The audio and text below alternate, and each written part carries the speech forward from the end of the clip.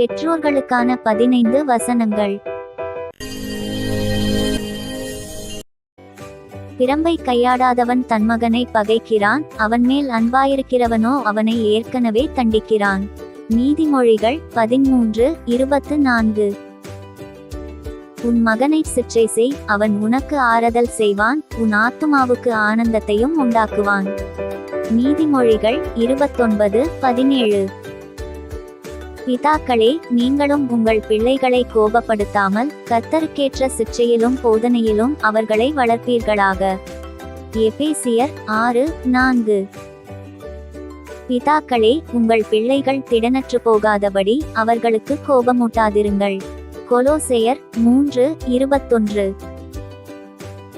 பிள்ளையை தண்டியாமல் விடாதே, அவனை பிரம்பினால் அடித்தால் அவன் சாகான். நீதிமொழிகள் 23:13. பிள்ளையானவன் நடக்க வேண்டிய வழியிலே அவனை நடத்து, அவன் முதிர்வயதிலும் அதை விடாதிருப்பான். நீதிமொழிகள் 22:6.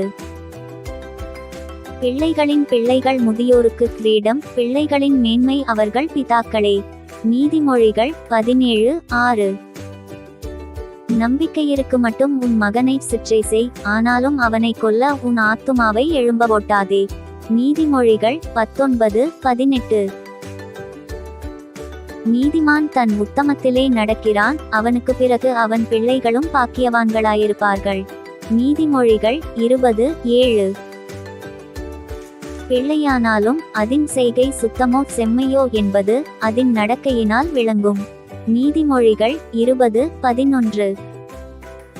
பிள்ளையின் நெஞ்சில் மதியீனம் ஒட்டியிருக்கும், அதை தண்டனையின் பிரம்பு அவனை விட்டு அகற்றும். நீதிமொழிகள் 22:15.